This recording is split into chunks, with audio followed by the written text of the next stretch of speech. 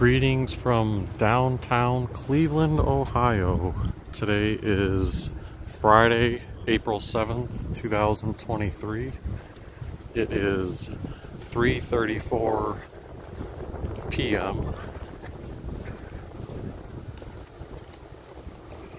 and about 42 degrees Fahrenheit. Nice sunny day though for the Cleveland Guardians home opener.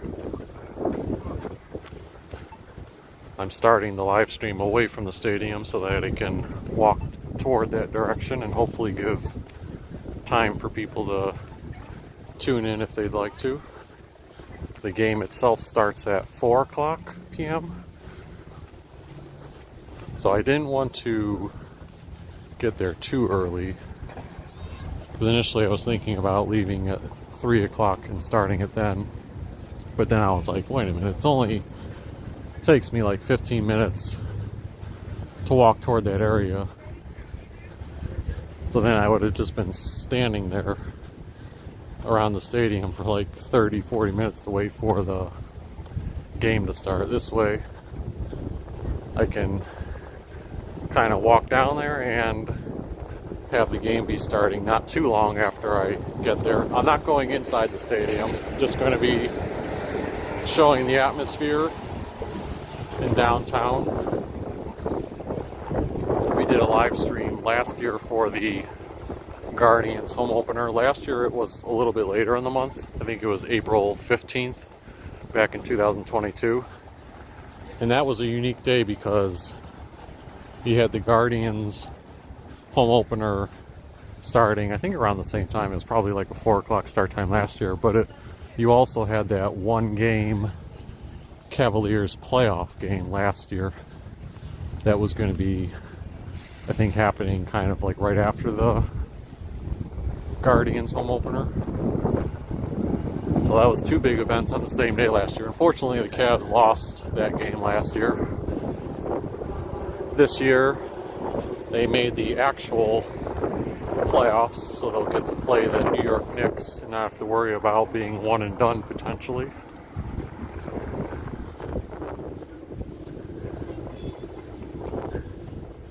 Oh yeah, so right now I'm walking down Euclid Avenue near the CSU area. That place right there just opened kind of around St. Patrick's Day. It's called Tailgate 216.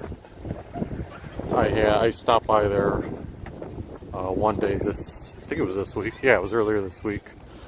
Just to try out a burger and fry combo.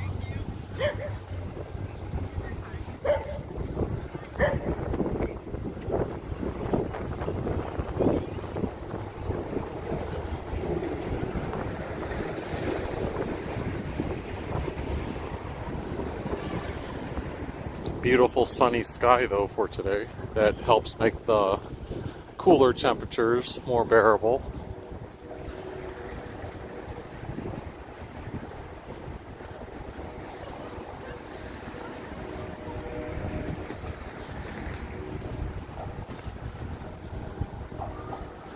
Earlier this week, I think it was Wednesday, we actually got up to like 82 degrees in downtown Cleveland, or Cleveland in general.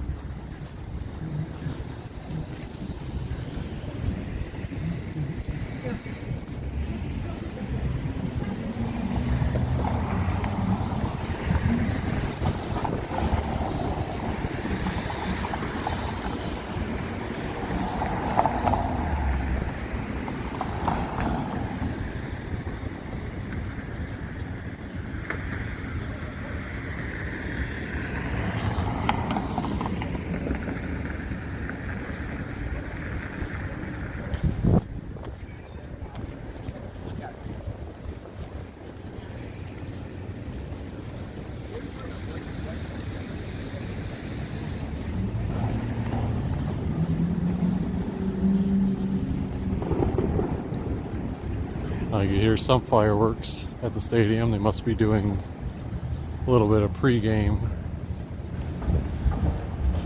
ceremonies. And I believe they're supposed to be honoring the late John Adams today.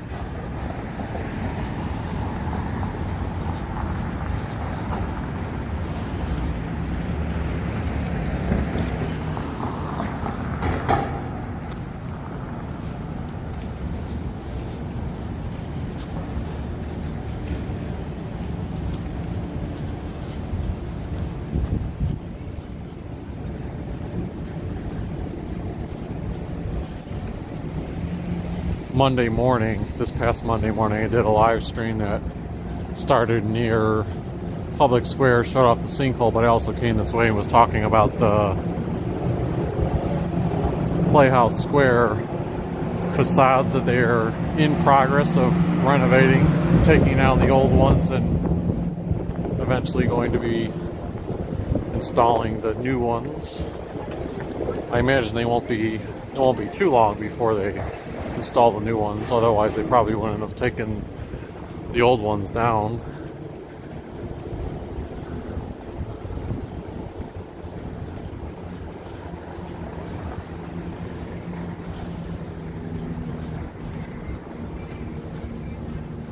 So when it comes to foot traffic, usually once you get toward East 9th or Prospect and toward the East 4th area and then closer to the stadium, those are all the streets where you'll see like, oh, a bunch of activity. Since we're closer to game time, you may see less vehicle traffic, although we sort of are near the end of the workday.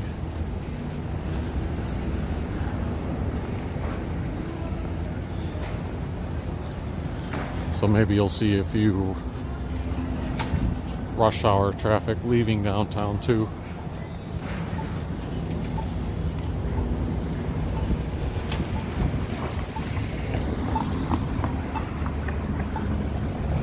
I think I'm going to try to walk down Prospect instead of going down Euclid. That way Prospect will diagonal us closer to the stadium.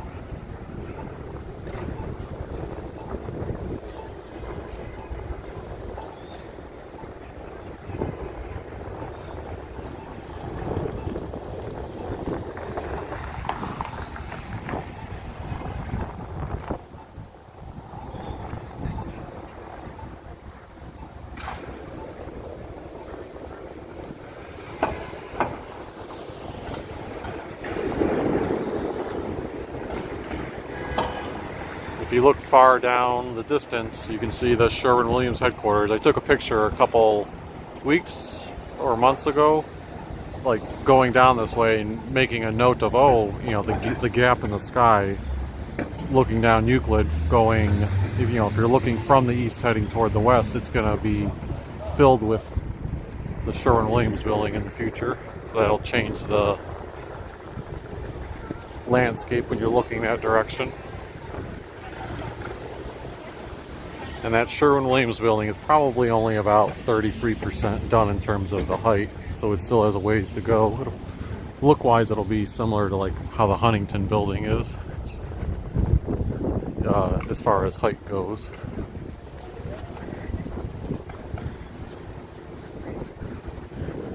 This is US Bank Plaza. I'm not sure if they're going to hold any summer events. I got to look at the calendar.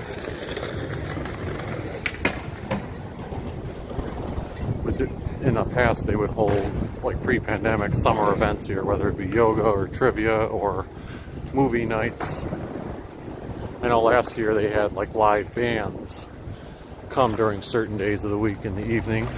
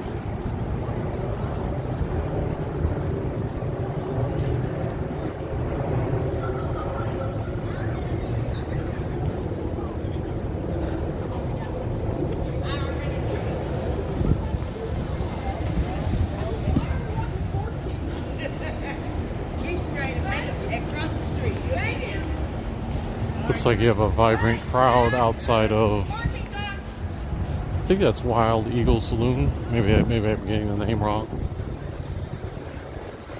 I'm actually going to cross back over that way so I can capture the crowd outside.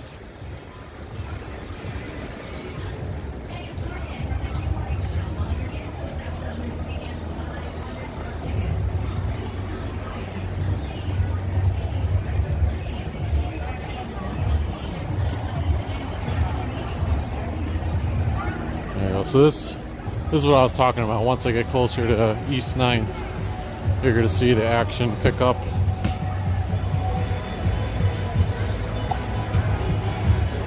And I understand music's going to be playing, so I won't worry about that in today's live stream as far as muting it goes.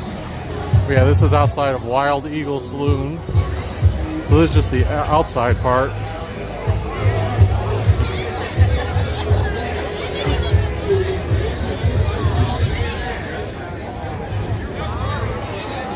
So the inside's probably hopping too.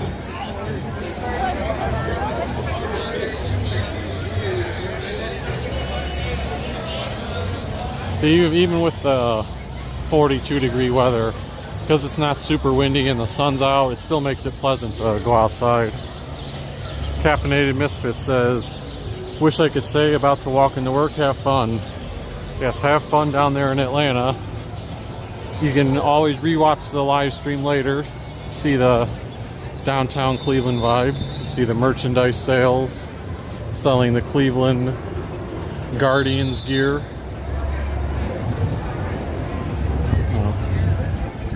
The guy's whistling for us to walk. So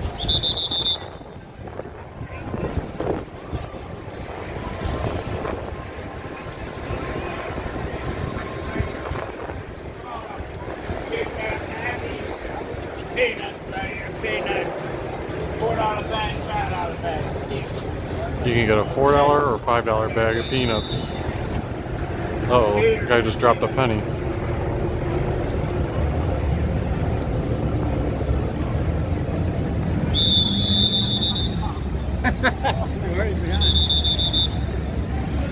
Also a big scene of people outside the Clevelander Sports Bar and Grill.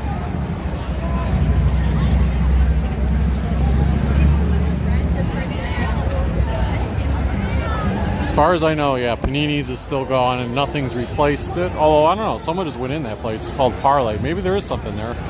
It says Parlay. Or, it's hard to read it. It's kind of like cursive writing.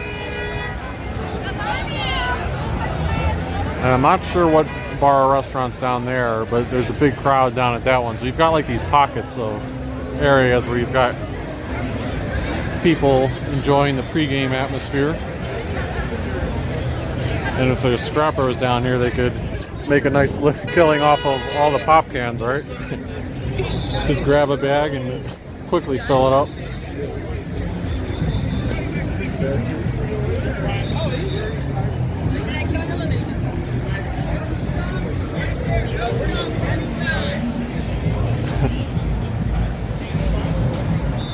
Well, this car was yelling at the people parked, saying no stopping anytime. Maybe he was saying that because the police car just drove right by it too.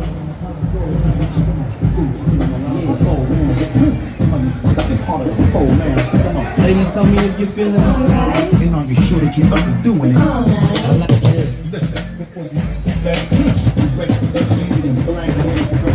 Let's see, we've got 3:48 p.m. right now. The parking lot's full. You got Thirsty Parrot in the background there. I was surprised the parking lot rates here. No, this can't be accurate. Yeah, $6 can't be accurate. Let's see what the actual sign here said. Event parking, $60.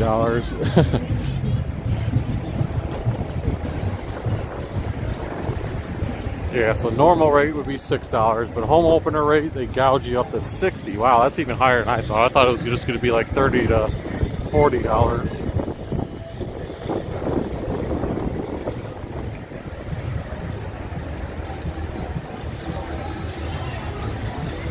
So I'll be curious to see how long the lines are, since we're only 10 minutes before the game. You may have a substantial amount of people already in the park and not see those like long lines per se.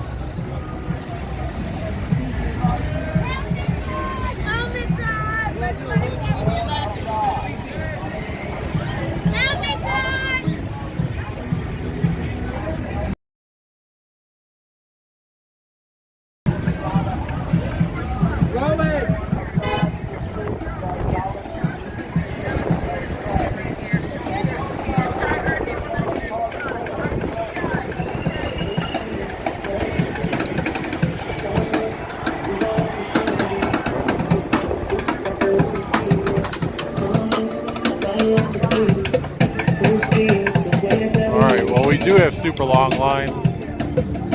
So I think over here, these are the lines of people waiting to get in the park, and then over there too, people in the parking garage, they're waiting.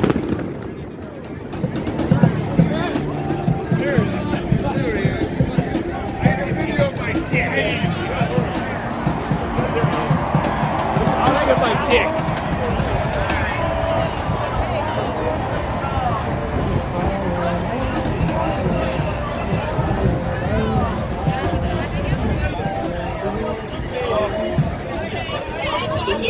Yeah, so if I'm not mistaken, I believe this is the line to get in the park right now, so they've really got it backed up.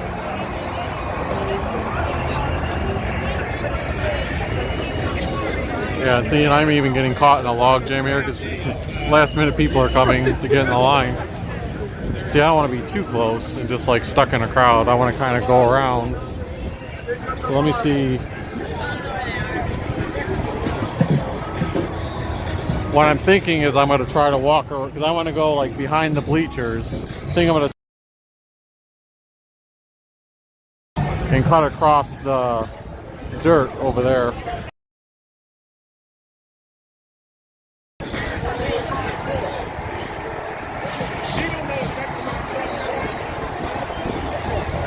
See, before I do that, let me go over to, I've never been over to Thirsty Parrot, like up close to it. So let me try to capture some of that vibe.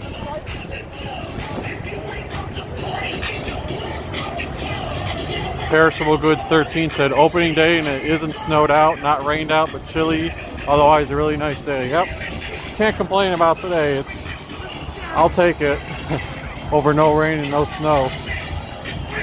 Yeah, there's the Thirsty Parrot crowd.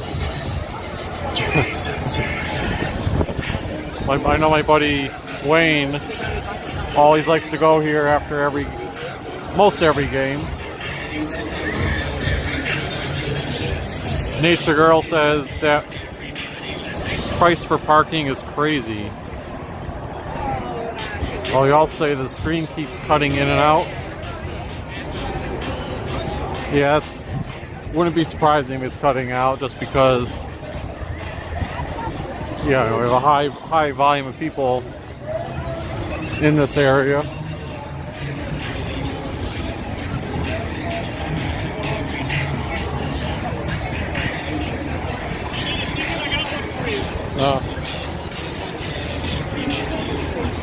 All right, so let's see here.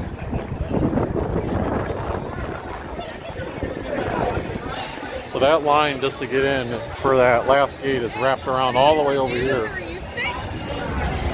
At least people aren't on this part though, they're able to stay on the sidewalk.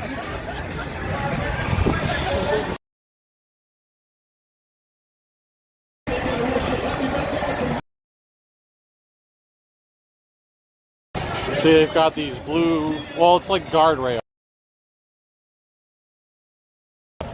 draped over it, but that's to help funnel the traffic inside.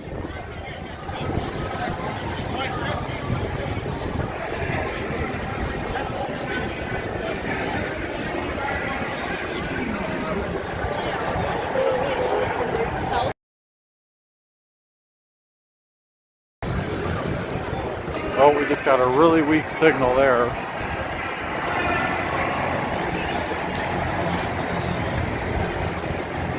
I'm trying to walk away from this area because the signal got...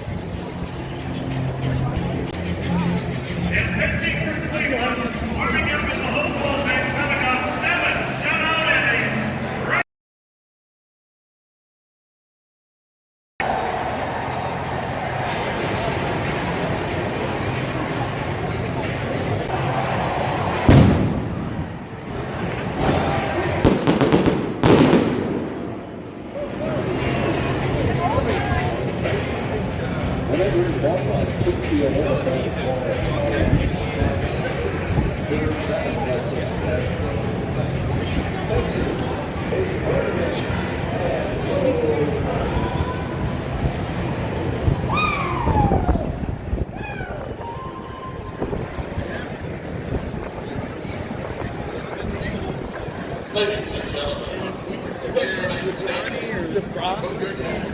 and direct your attention to by the United States Army, Navy, Marines, Air Force, Coast Guard, and Space Force. And ladies and gentlemen, as we gather this afternoon, we take a moment to reflect on the lives lost from our Cleveland baseball community.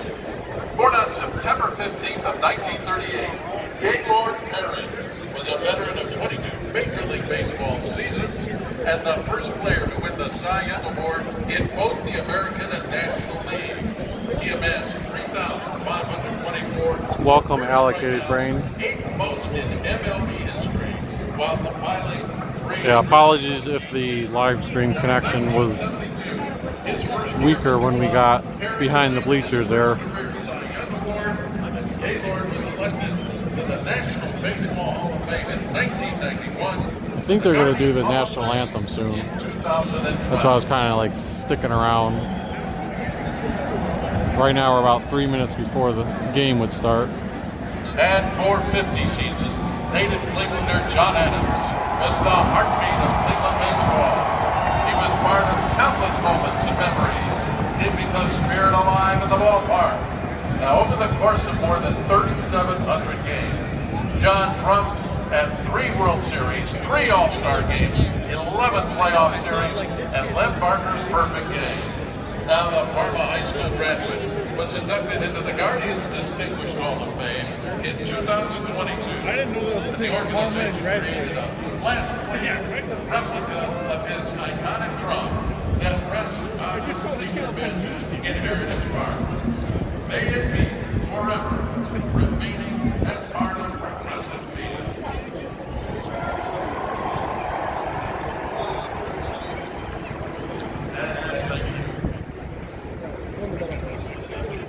And fans remain standing now. Please welcome Cleveland native Norrell Simpson.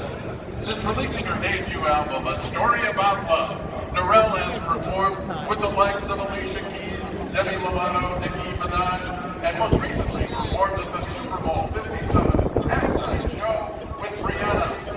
Simpson dedicates her performance to her late mother, Jamila Cowson. Could someone in the comment section just drop a quick note if you can confirm that I'm still live right now? Just want to make sure that weak connection didn't accidentally cut me out. And safety services with this performance of our national anthem.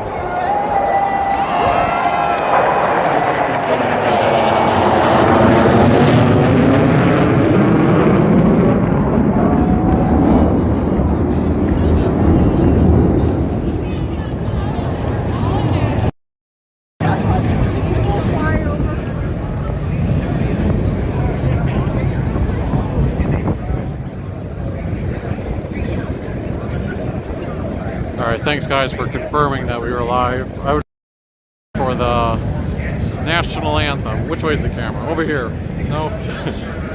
It's always hard to tell which way the camera is. I think it's on the left side here. But I'm wearing Cleveland Guardians. I know you can't tell, but it's because I have my jacket on, but it's a Shane Bieber jersey.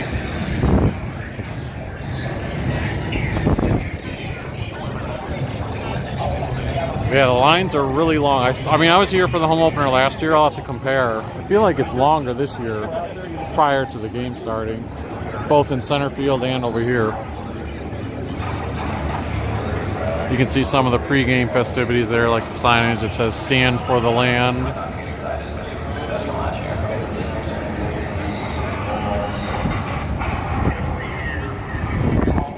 And they would have had the airbrush tattoos, glitter tattoos, face painting over here for the pregame festivities. Looks like Pepsi Zero Sugar was probably also giving out free samples.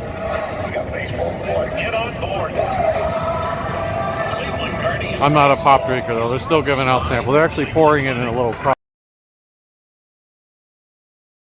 Things. By Dollar Bank, the official retail bank of the Cleveland Guardians. By Progressive, helping Guardians fans save hundreds on car insurance. By Guardian Alarm, proud home and business security partner of the Cleveland 0 days until opening day. We're here. Once again, everyone, welcome back to Progressive Field. It's the home opener for the Guardians taking on the Seattle Mariners. And it's time now for the starting lineups. First for Seattle and manager Scott Service. Leading things off, the center fielder, Leo Rodriguez. Ty France at first base, bat second. AU80. Raleigh does the catching and hits cleanup. Teoscar Hernandez in right field will bat fifth. Colton Wong, the second baseman, hits sixth. Jared Kelnick in left field will hit seventh. Cooper Hummel, the designated hitter, bats eighth. And J.P. Crawford is the shortstop, batting ninth. Now for the Guardians and manager Terry Francona. Leading things off, Steve Swan, the left fielder. And then Juan picks up the base hit. Leading off, the bottom half of the local transport will make it a base to Cleveland Guardians Chariots. Batting second up and sorry, over the shortstop. Jose Ramirez at third base, bats third. Josh Naylor is in the lead-up spot. First base. Josh Bell, designated hitter, bats fifth. Oscar Gonzalez. So back in the winter time, a couple months ago, the Guardians had announced some changes that are going to be coming after this season, as well as the off season after that, where they're going to be renovating the stadium. I forget the exact timeline of like which year what's going to happen, but I know within the next 2 years, the Terrace Club is going to be converted to. It's no longer going to be an outdoor area. It's going to be, it's no longer going to be an indoor area. It's going to be converted, so no windows will be there. A third level, like up there, where you see those seats, as well as all those blocks that are in left field from the last time they did a major renovation. Those are all going to be flattened on both sides. So they'll reduce the number of seats, but they're going to convert it to like an open area bar and food area. People can go around and enjoy food and beer, I guess. And there's some other, renovations they're going to be making around the stadium.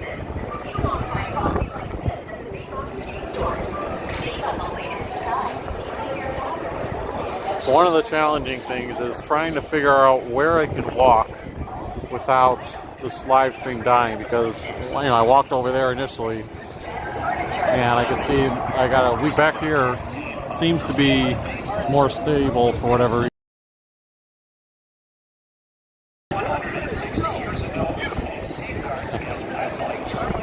Whatever channel 10 is, WBNS, I think. They're grabbing quick interviews from fans. I wonder if that's like a Seattle affiliate. I don't know. It's not a Cleveland one that I'm aware of. Cleveland would be either WJW or WOIO, WEWS, or WKYC.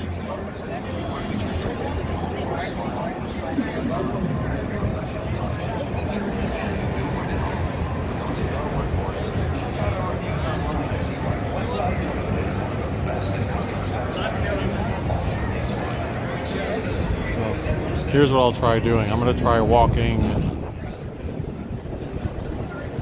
around Quicken Loans Arena and then circle back.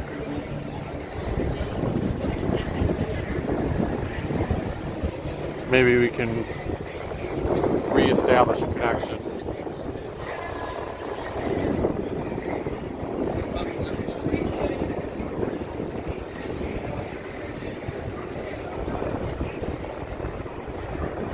Yeah, as soon as I'm walking away from the stadium, I can see my stream signal getting better. I don't know how much of a difference proximity will make, but like perhaps once more fans are physically in their seats in the stadium, maybe the signal out there on the plaza will get stronger.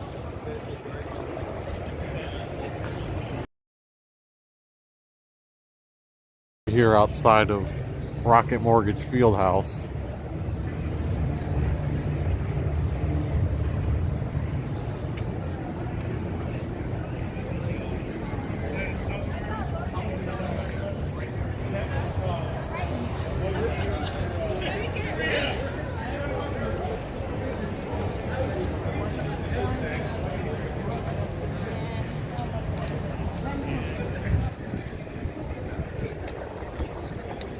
Sadie Lamp Duo says, looks like a big party going on in Cleveland right now. Always for the home opener. Oh, and I missed it earlier. Linda says, Cleveland is nice and sunny, Baltimore is dreary, but it's opening day. And then Allocated Brain clarifying that WBNS is Columbus. Oh, okay. I didn't know Columbus would be up here supporting Guardians opening day.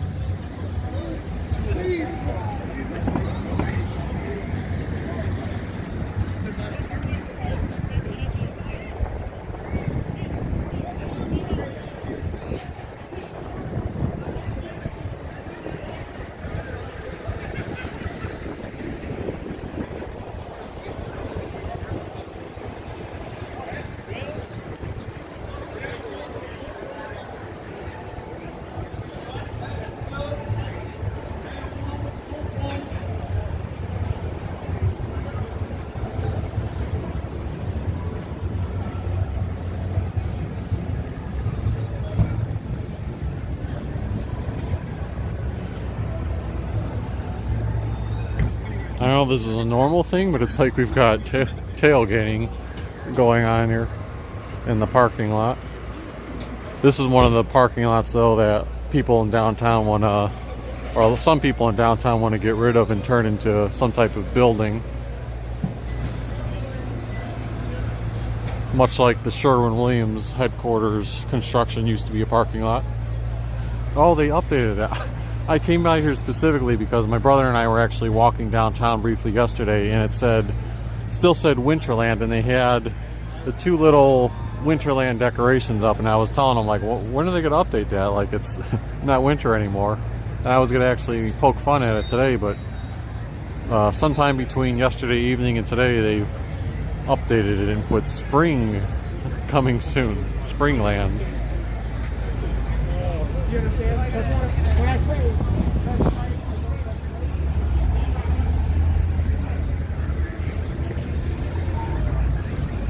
So let's capture some of the East 4th action, and then I'll circle back. So the old Vincenza's Pizza and Pasta will soon be Geraci's Slice Shop.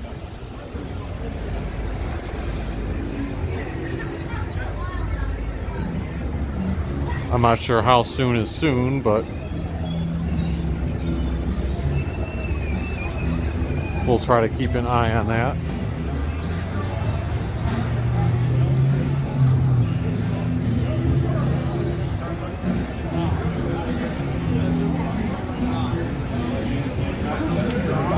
Outside of Barrio right here.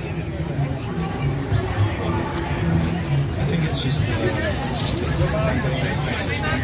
There's less variability.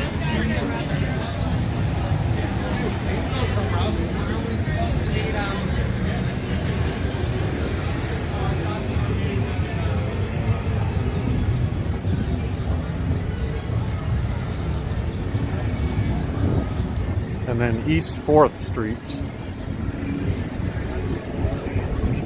So I wonder if Goma Sushi is still open. Probably. They've got the tables. Maybe they're an evening place. They don't have an outdoor setup. You can see East 4th Street.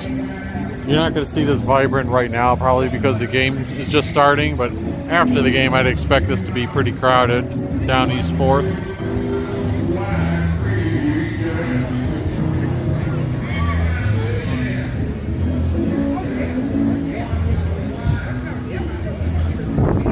Alright, let's head on back toward the stadium now.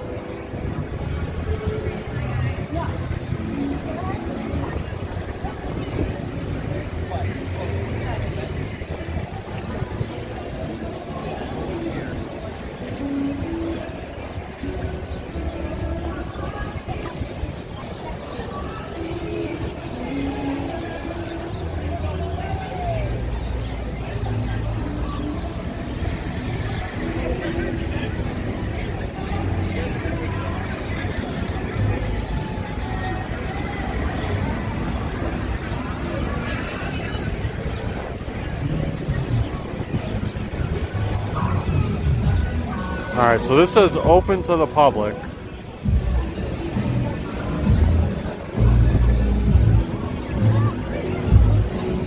No alcoholic beverages beyond this point.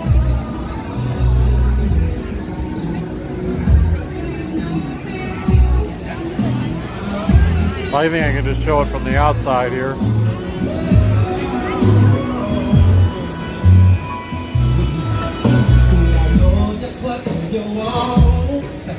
And I know just what you need, girl.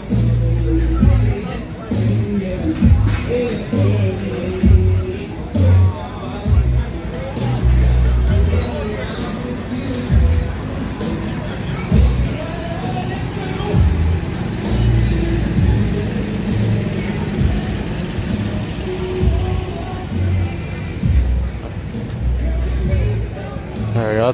That's always what you need when you're serving alcohol outside, right? All the porta potties, just like they used on St. Patrick's Day.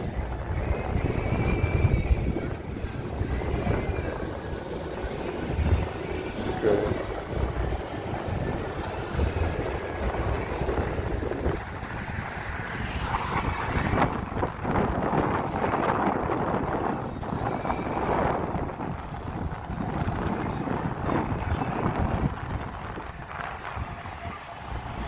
I like how they put, I don't remember this from last time, but I'm sure it was here, because I pointed out the seating outside of Rocket Mortgage Fieldhouse, but I like how they have a lot of bollards.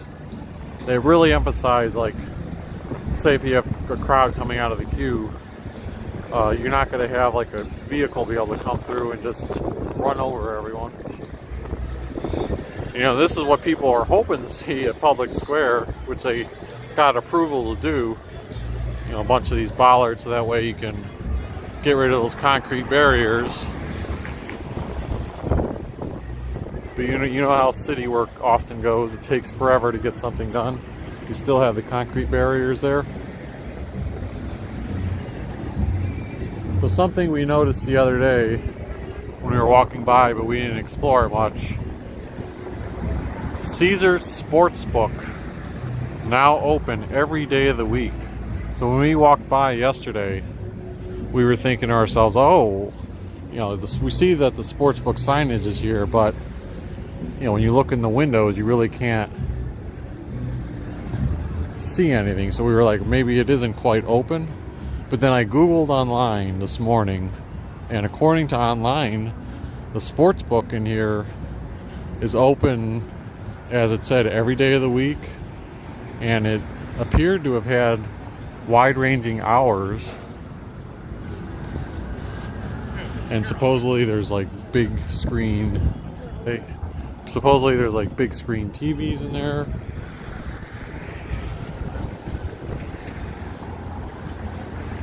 And one day I'm gonna have to go to a Cavs game, just or any game really, just to take more pictures of the interior since they've redone it. I've been there once for a Cavs game, but I wasn't shooting video that day. I was just you know, checking out the Cavs game itself. Yeah, I'm not positive where the sports book is, although right there I see Caesars sports book. So I think that's where you can place the bets, and there's like a bar right here. Maybe it's on the second level. Like maybe if you go up the stairs, that's where the televisions and stuff would be, because you don't have to, according to the website, you don't have to have like a ticket to the game. You just have to be, 21 years of age in order to enter. Yeah, there's mobile kiosk here. I'm going to assume that the sports book is up on the second floor. I'm going to have to check that out one day. That's one of those things, though, you can't really video, because they don't want you taking video inside of a sports book, but I could snap a picture.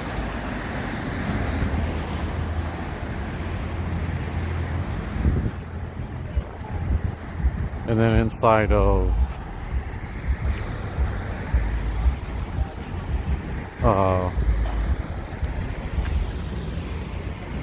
Jack Casino near Tower City, you also have the sports book that opened there on January 1st. But if you're going to place a bet in the line at that sports book, the minimum bet is $20.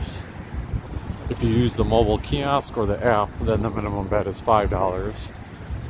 But see, one of the things, though, you think about is, why would I bother using that when I could just download, for example, a Bet MGM or one of these other sportsbook apps, and the minimum bet on there is, I think you could just bet like 50 cents if you wanted to.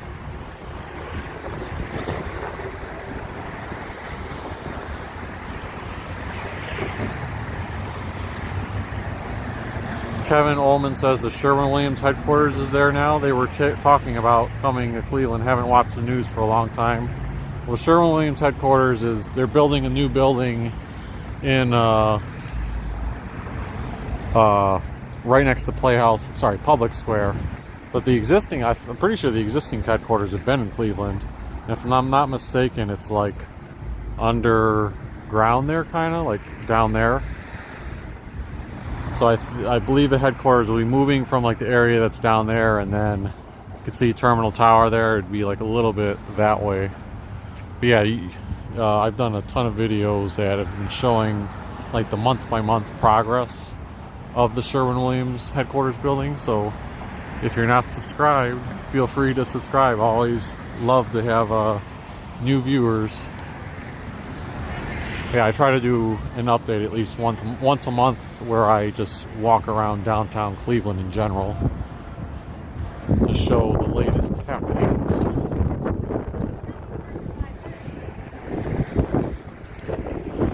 Alright, so now that we've probably let like 15 minutes pass by, let's see how long the line is. I think it's going to be very much dwindled down.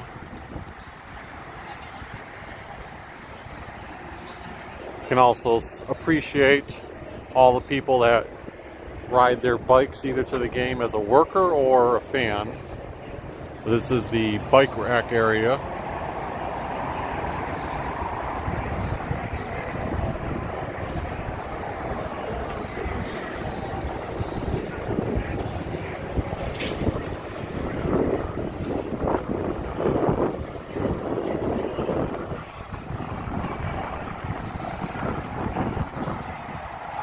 Yep, the big line in the plaza is not there anymore, so you can pretty much get up to the gate, although it is 4:20, so if I had to guess, we're probably in the bottom of the first? Yeah, if Jose Ramirez is batting, I think that's the bottom of the first.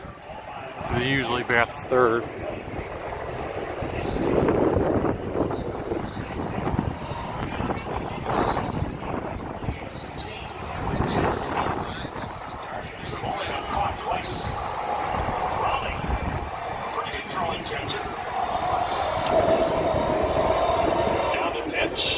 Evans foul back, challenging, 1-1. Raleigh threw out 29% of the Whitney-based Steelers. A year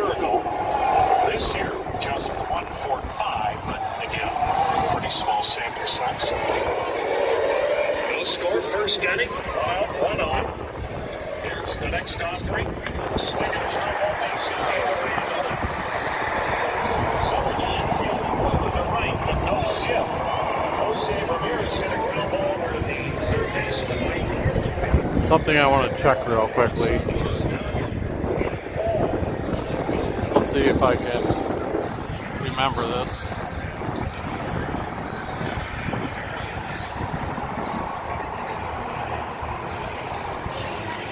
I'm kind of like in the parking garage right next to the stadium.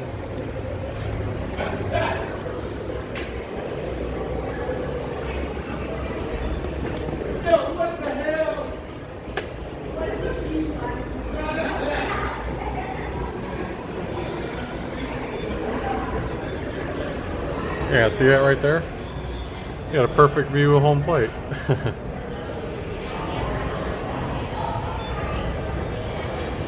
We can't hear Tom Hamilton from here, but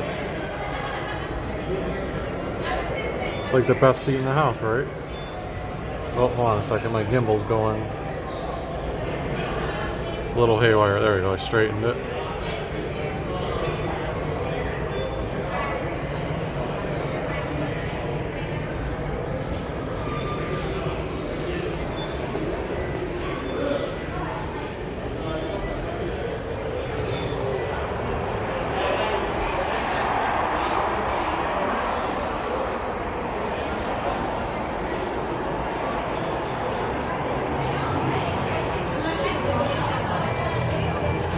And up here is actually, if you're in the parking garage, you can take the bridge. You get security screen there.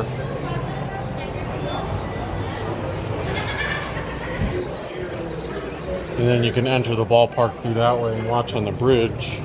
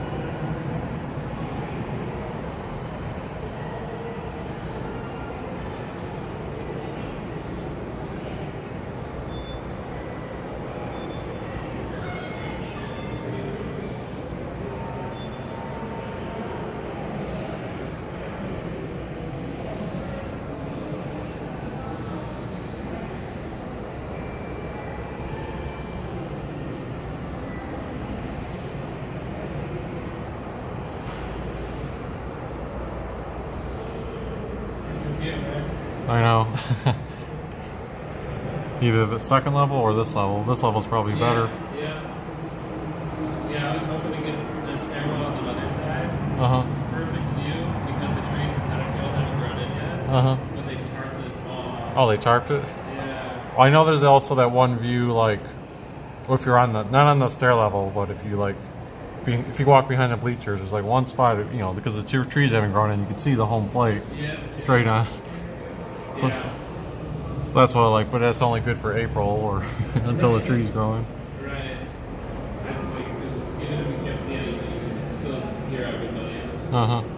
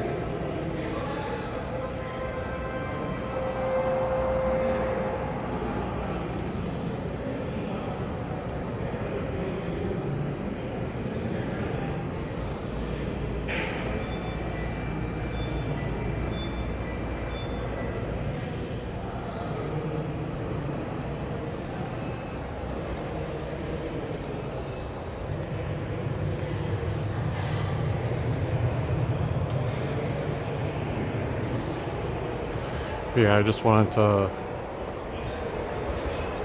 showcase that little hidden gem of a view. If you're trying to like quickly peek at the action. The only thing is, like you said, or like I said earlier, you can't. Uh-oh. I must have missed a big hit. I think bases were loaded. I hear the crowd cheering. That's what I was going to say. Because you're in the parking garage, you don't get to hear like the vibrancy of the crowd.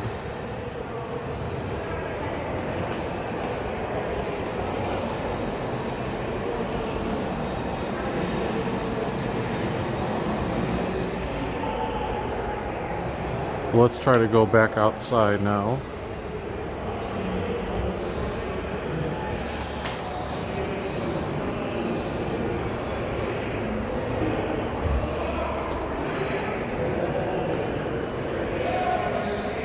What a time for you to look away. Past ball. Oh, so that's what it was. So past ball. So the same batter must be up.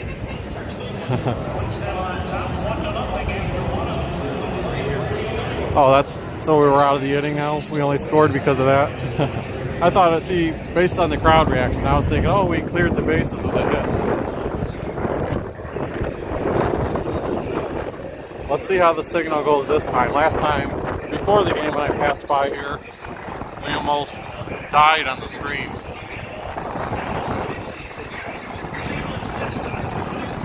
Right now, it seems to be holding up strong.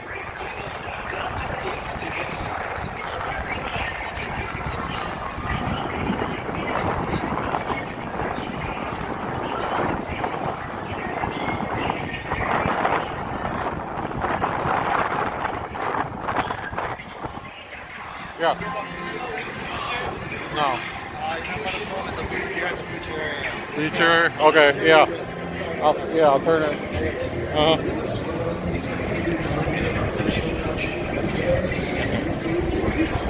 All right. So the guy there says, which I've wondered in the past. He says, you're not supposed to. You can't film behind the bleacher area for security risk.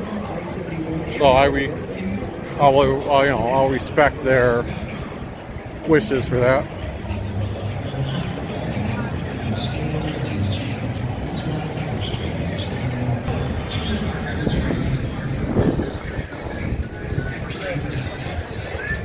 Okay, we're no longer in the bleacher area though.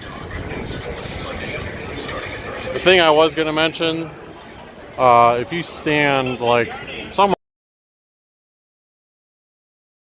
haven't grown in.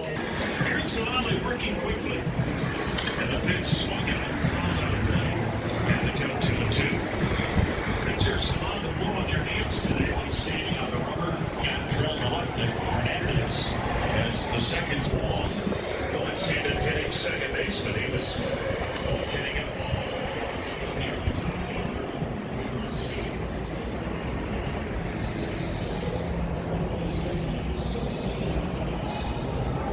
Linda says they usually announce copyright laws about images. Wonder if it's similar to playing music.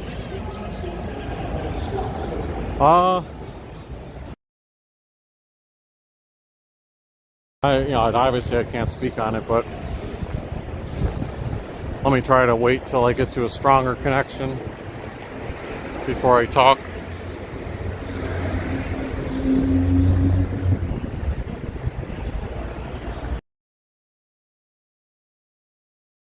What I was gonna, sorry, the stream connection along this side of the stadium is breaking up, so I'm trying to walk fast to get past that.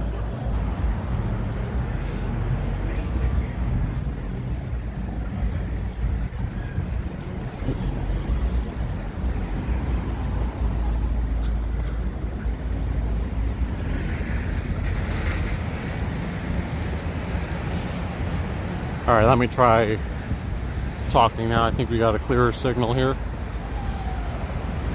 Regarding security concerns, for example, I film at airports all the time. Those are public buildings, I believe, right? Public airports. So no one's ever said anything about me filming at an airport, but it's just kind of like known that you don't film the TSA portion of the airport because it's like the security process, and that goes with really any security area. Like, you know, you can film anything, but just don't film the security process, because ideally they don't want, even though it's harmless, like I'm not trying to do anything wrong, what they don't want is like, oh, say if I put a video online of a TSA security airport, they don't want some wrongdoer to look at that video and be studying it and saying, oh, look, here's a soft spot, here's where there's like not good coverage, and like strategize based on the video. So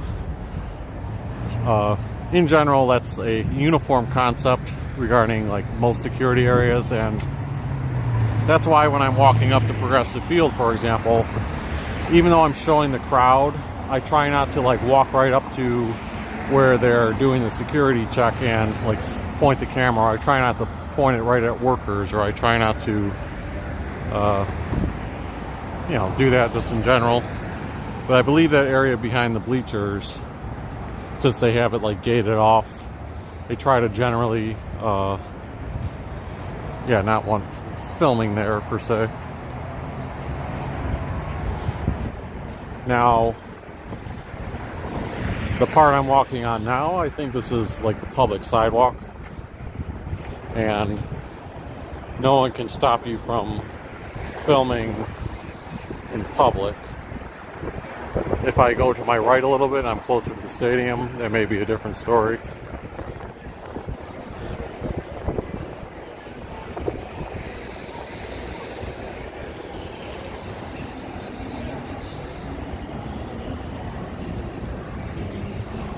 Linda says you should not have to worry about TSA. I've never seen the same procedure twice.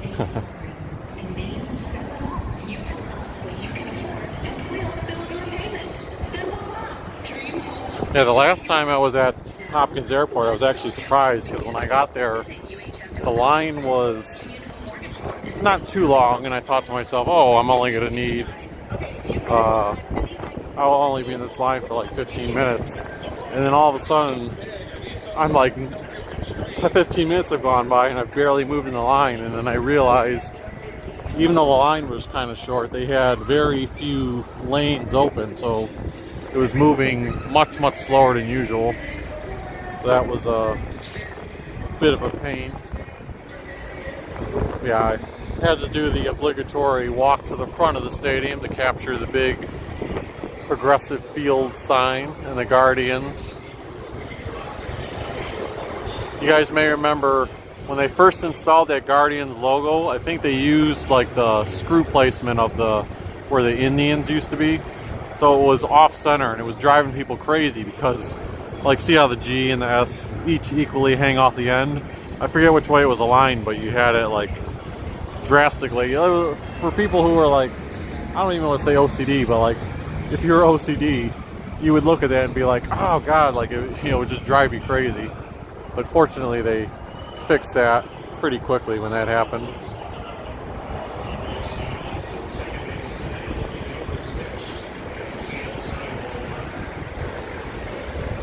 And then the Lorraine Carnegie Bridge.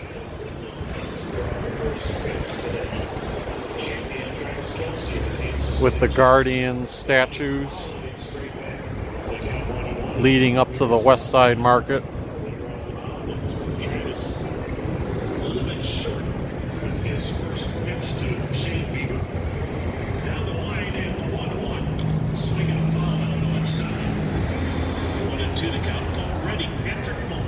Is roasting his teammate on social media about his pitch being so short. Patrick Mahomes is a really good pitcher. I'm just here overhearing Tom Hamilton on the PA system. I know Travis Kelce from the Kansas City Chiefs, who's a local to Cleveland, was throwing out the ceremonial first pitch. I guess according to Hamilton, I don't know if he short-hopped it, but he shorted the pitch to the mound. He said Patrick Mahomes, the quarterback for the Chiefs, was ragging on him on social media.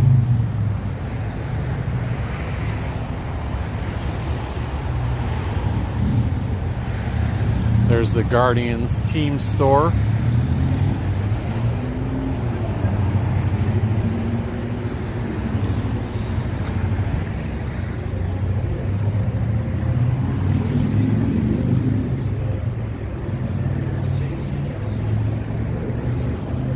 Alright, so I think we've covered enough of Progressive Field Guardians for the moment.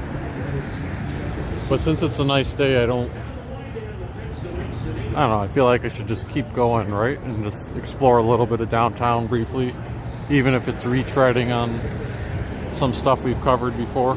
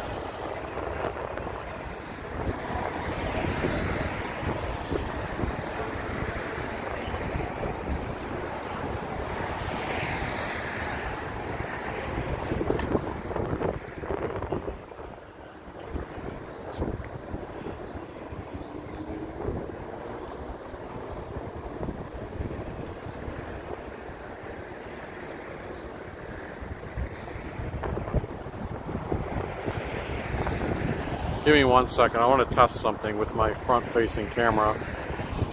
So I haven't used this in a while, but it looked a little bit strange when I... Yeah, so I'm seeing the... Let me try a setting here. Flip. Yeah, that... I don't know. Does that look more normal to me? Yeah, I changed the setting to front... Flip the front-facing view. Maybe I need to zoom it out, too.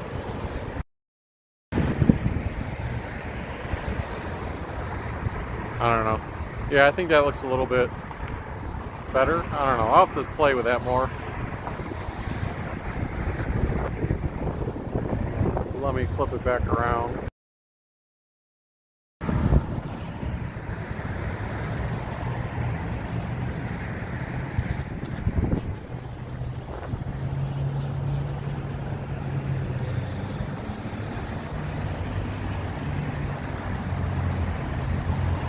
Sadie Lamp Duo says, did Drew Carey ever come back to Cleveland? Well, he's still doing the Price is Right, isn't he? I don't know where his residence is presently, or if he still maintains one in the Cleveland area. But I'm sure he still has plenty of ties to the city.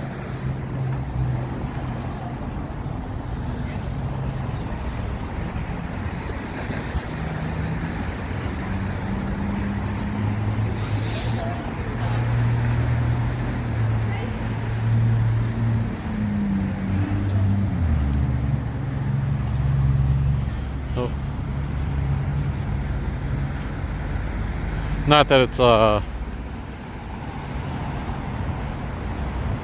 you know, super important photo op, but it's always nice to see how on these stones here they've got the Cleveland Monsters, the C for the Cavaliers logo, benches, and then Rocket Mortgage Fieldhouse. So I guess if you're a visitor, that could be, if you had a widescreen photo, you could like sit down there and kind of have your picture taken.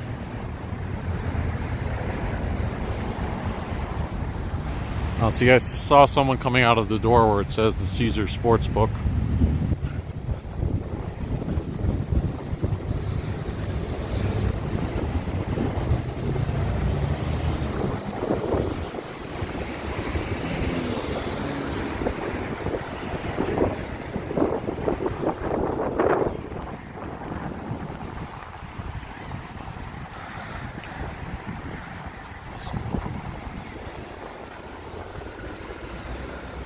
Oh yeah, I forgot to mention, so right over there, I don't know if you can see where that police officer is by the door.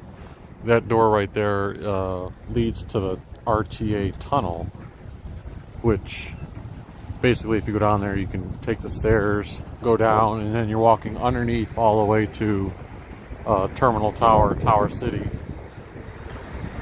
So people who, it's meant for people who are like taking the red line. You can take that tunnel, walk underground, and then eventually take your train. It's not open 24/7, but anytime there's a Cleveland Guardians or Cavaliers game or other event, it's supposed to be open for a certain amount of time before the game, during the game, and after the game and or event.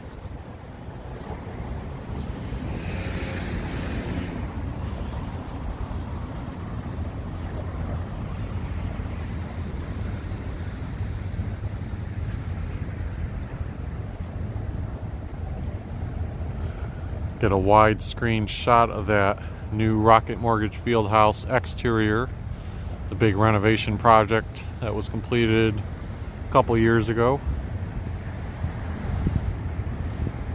Has the glass look to it, so that's kind of a nice, kind of a unique feature where you get the reflection of everything behind it.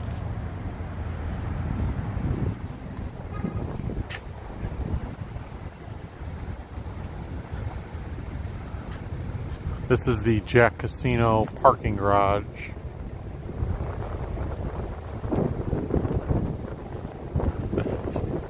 The casino in Cleveland often gets very packed. It's not like Deadsville at all. That's one of the things. So if you look around the city and you're like, oh, where's all the people? You may be surprised how many people are, you know, not outside, but actually inside at the casino. This may be a challenge to get through here. We'll just wait a second.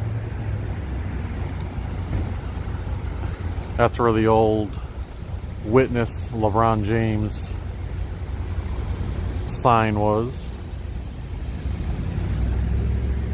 The latest one that they have featured is For the Love, For the Land, and I believe it's supposed to represent, just my assumption, like a diversity thing.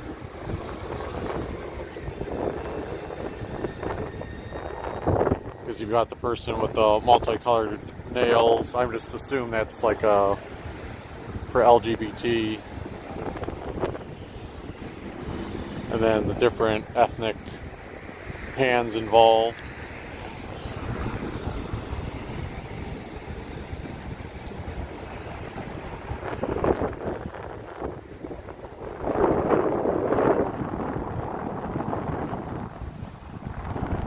So if you want to go to Jack Casino and kind of avoid the city itself, meaning not have to walk on the public space, you can park, you can go in there, and then take the escalator up to level 2, which takes you to this interlink. And I think at the start of this interlink is where they have like the little security person that scans your ID.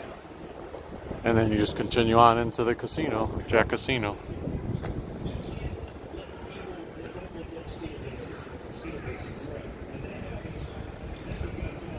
Got some murals out here.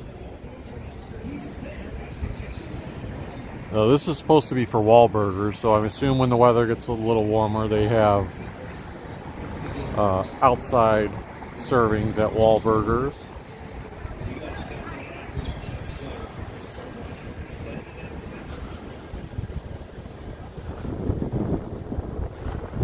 One of these days I'll have to try this, because it's been here for several years.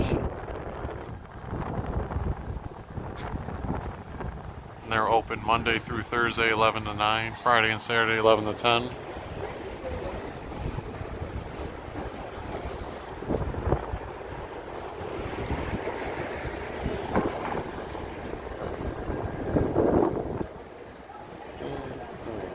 I thought about crossing, but you know what? I didn't want to cut off all those cars.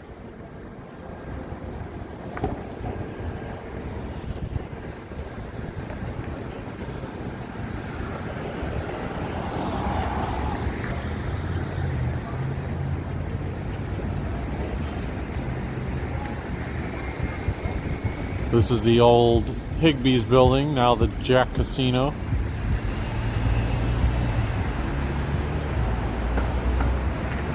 I don't think anything has taken up this storefront here. I believe there used to be some restaurant there. Right now that is still vacant.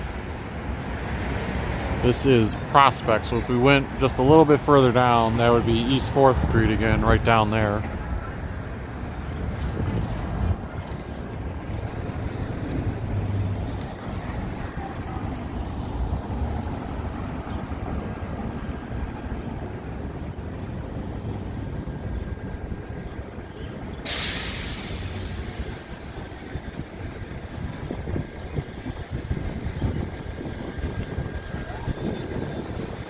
Okay, the cars behind us get the turn lane first.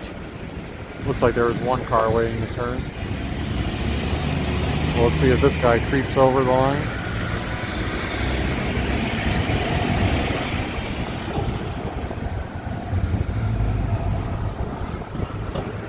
Alright, now we should get the green light to go.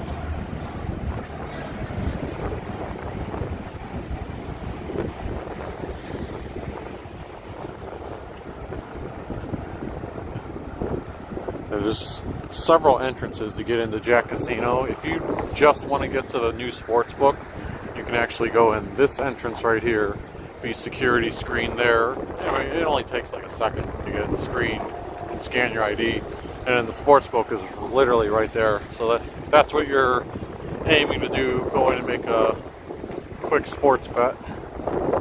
That's where you can go. Or what my bigger interest would be is actually just sitting there and catching a game, like watching the Cavaliers or Guardians on TV if you don't have a ticket to the game or if they're on the road. It'd be fun just to go in there and video it or watch on TV.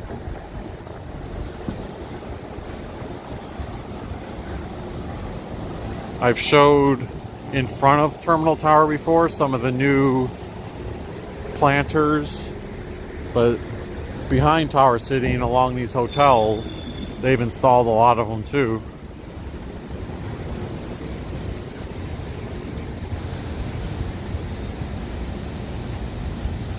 Here's Morton's Steakhouse.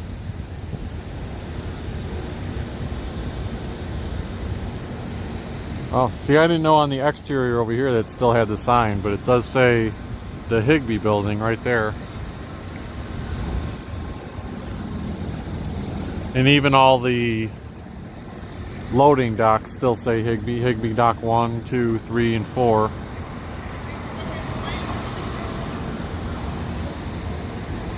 Linda says, has the sinkhole been repaired? I don't know about the sinkhole itself. Well, I should put it this way. You definitely cannot access the road, and it's, as far as I know, probably nowhere near close to being fixed in terms of like ready to ride on. Whether they fix the root cause, yeah, I'm not sure about that. And if you're also looking to get into Tower City, you can enter into these doors and take like the escalator down, and that, you know, Tower City, if you think about it, you know, a lot of it's actually underground. So like underneath this roadway is Tower City.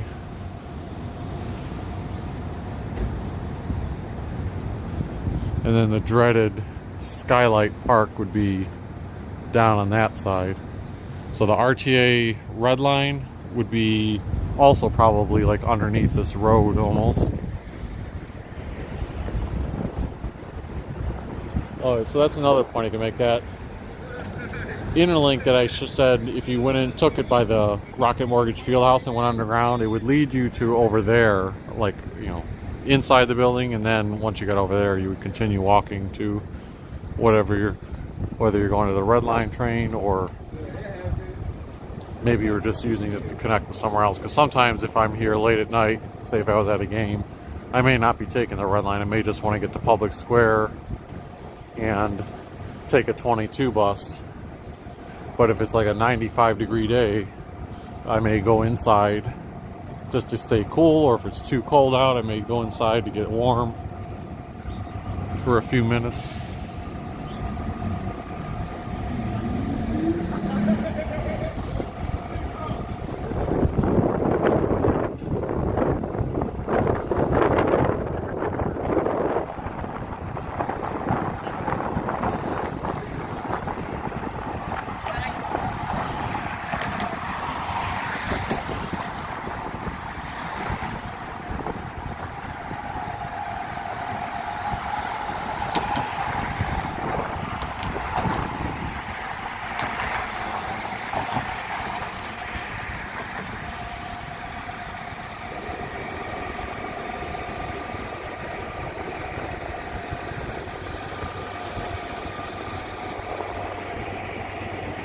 I don't know, the person may not be here still, but if they are, or for anyone else interested, they're asking about the Sherwin-Williams headquarters building. That's the construction of it right there for the new one.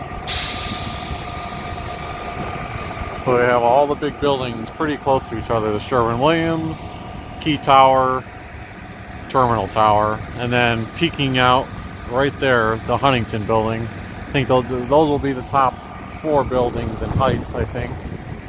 And I believe Erie View Tower, the Galleria, may be 5th.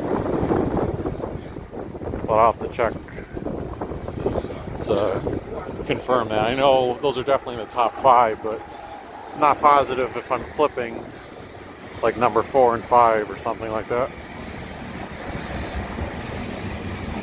Perishable Goods says game update. Bottom of 3rd, 2 outs, runner on 1st.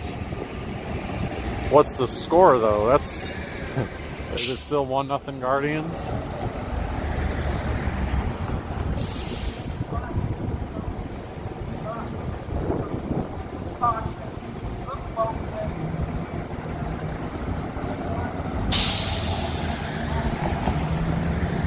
Okay, you gotta be careful apparently when you're crossing this intersection because there's no walk sign, but those cars turning off there can come directly here. I'm not sure what this artwork is called, but I see it almost every day when I'm coming in and out of downtown on the bus outside of the Frank Lausch State Office building. I don't know if they have signage that indicates what the artwork represents. I'm sure I could Google it and see what it is.